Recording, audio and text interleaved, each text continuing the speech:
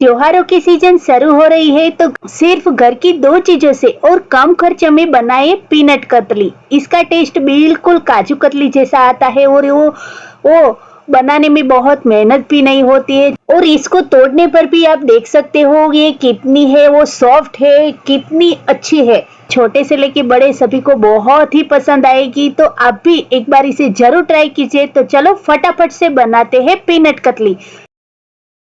तो यहाँ मैंने 2 कटोरी मूंगफली के दाने लिए हैं। तो हम एक कढ़ाई में ये मूंगफली के दाने डाल देंगे और इसके बाद हम इसको धीमी आंच पर भूनेंगे।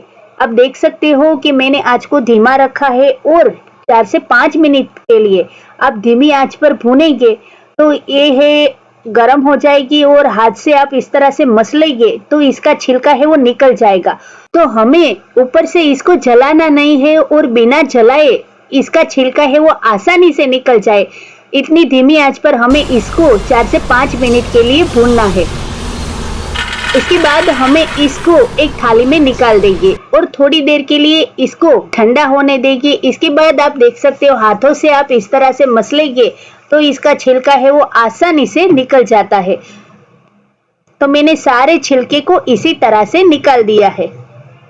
अब हमें एक मिक्सी का बाउल लेना है और इसमें हमें मूंगफली के दाने डाल देने हैं और इसका हमें एकदम पाउडर बनाना है। तो मैंने यहाँ पाउडर बना लिया है। तो अब हम जो बाजरी का आंक आता है वो हम आंक लेंगे और इसको अच्छी तरह से छान लेंगे।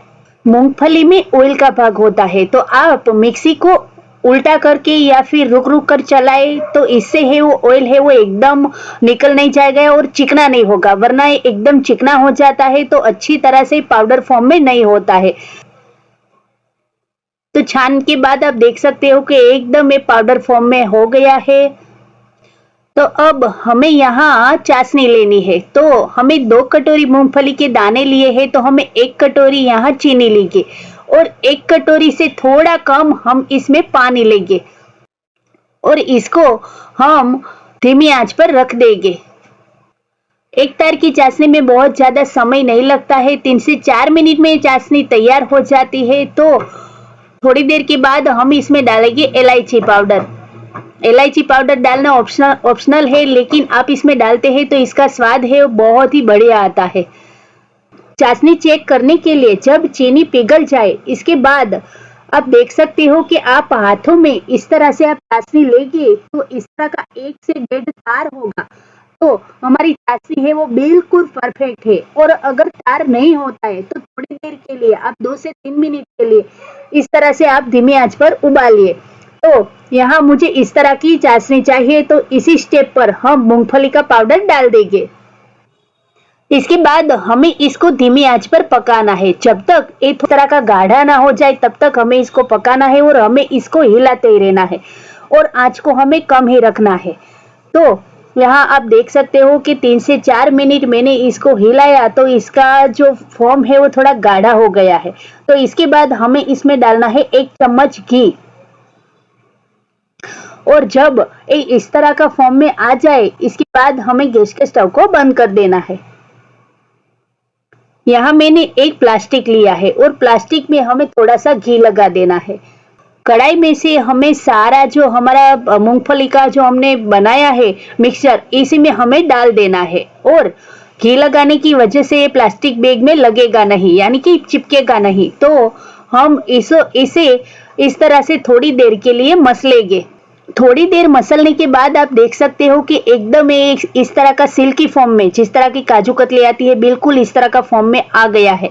इसी टाइम पर हम प्लास्टिक बैग को इस तरह से थोड़ा सा ऊपर रखेंगे और हम बेलन से हल्के हाथों से हम इसे बेल लेंगे।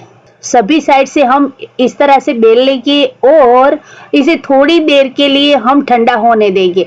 ये थोड़ा सा अभी एकदम नरम है तो हम थोड़ी देर के लिए इसको सूखने देंगे तो ये थोड़ा सा कड़क हो जाएगा। थोड़ी देर के बाद हम इसे चप्पू से इस तरह से काट लेंगे। मैंने यहाँ ट्रायंगल में काटा है, अगर आप जिस शेप में काटना चाहते हो इसी शेप में आप काट सकते हो और अगर आप चाहे तो इसके ऊपर सिल्वर फॉइल पेपर भी लगा सकते हो।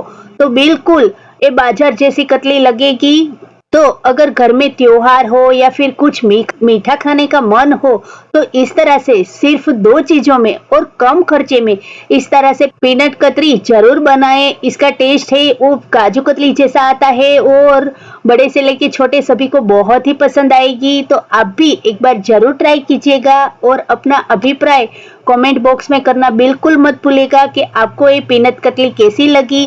और अभी तो रक्षाबंधन आ रहे हैं, जन्माष्टमी आ रहे हैं, तो आप भी कुछ मीठा हो जाए तो मीठा घर पे जरूर बनाएगा। तो वीडियो को लाइक कीजिए, ज्यादा से ज्यादा शेयर कीजिए और चैनल को सब्सक्राइब और फेसबुक पेज को फॉलो करना बिल्कुल मत भूलिए। तो चलो मिलते हैं इसी तरह किसी अच्छी और नई रेसिपी के साथ। तब तक के लिए take care and bye bye.